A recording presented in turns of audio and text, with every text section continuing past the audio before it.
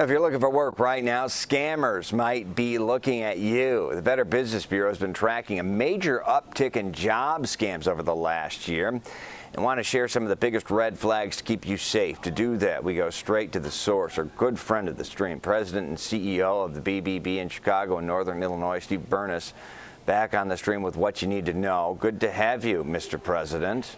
Good morning, Brett. How are you? Good, thank you, Steve. We've been reporting on inflation, the debt ceiling, high interest rates, and now you're telling me people looking for work, just trying to get by, get some scratch, also have to worry about scammers, and kind of tell me what a job scam, briefly, the abridged version, what it looks like.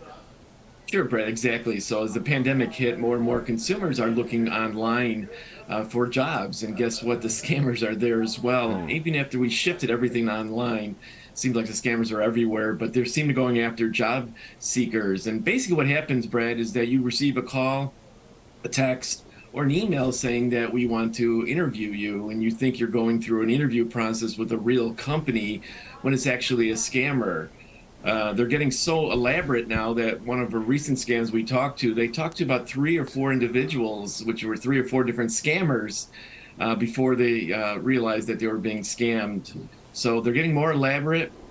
They're basically asking for 2 things, Brad, either for your identification, because you need that as an employer. You know, you need your Social Security. They need your Social Security number and your mailing address and your bank information to deposit your check, or they're asking you for upfront fees, whether it be through a credit card or wiring them money in order to purchase something, in order to do your job properly. So if you're on the job market and looking online, you're most likely going to come across a scam. We're seeing that increasing at the Better Business Bureau, and it's hitting 18 to 34-year-olds the hardest.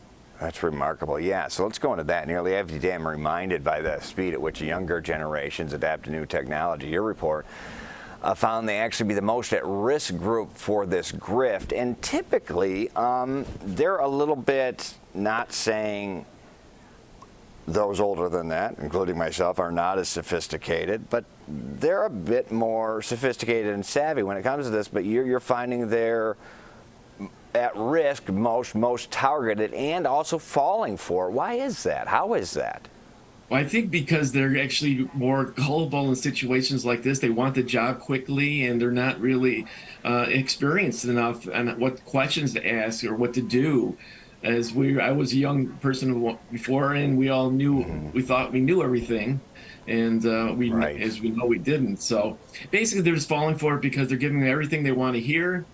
They're not doing any research. That generation seems not to do any research, is more trustworthy with things online. And you have to check everything out. The company itself, you have to check with the Better Business Bureau and determine if this company is actually valid, or is it just somebody spoofing this company, because they're using, Brad, well-known companies like Walmart and Amazon.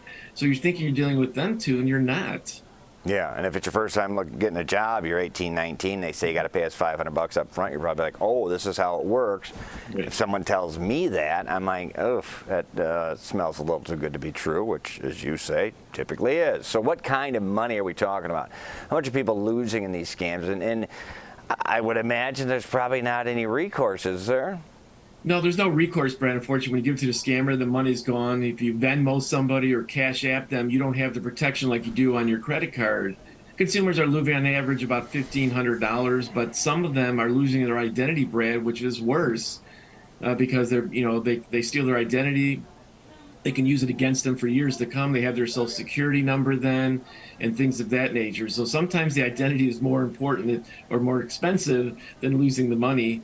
So you try not to give these scammers any information at all possible, because they can use it to your advantage. Okay, super quick here. Last question. If I'm looking for a job, which types of industry should I be cautious about? What did your study reveal about kind of red flag industries, if you will?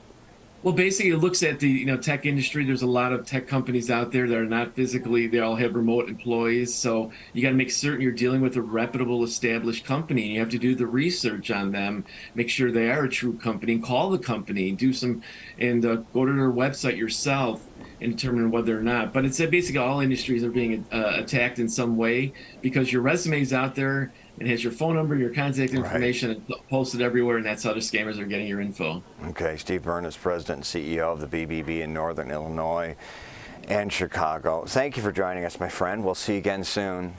Thank you.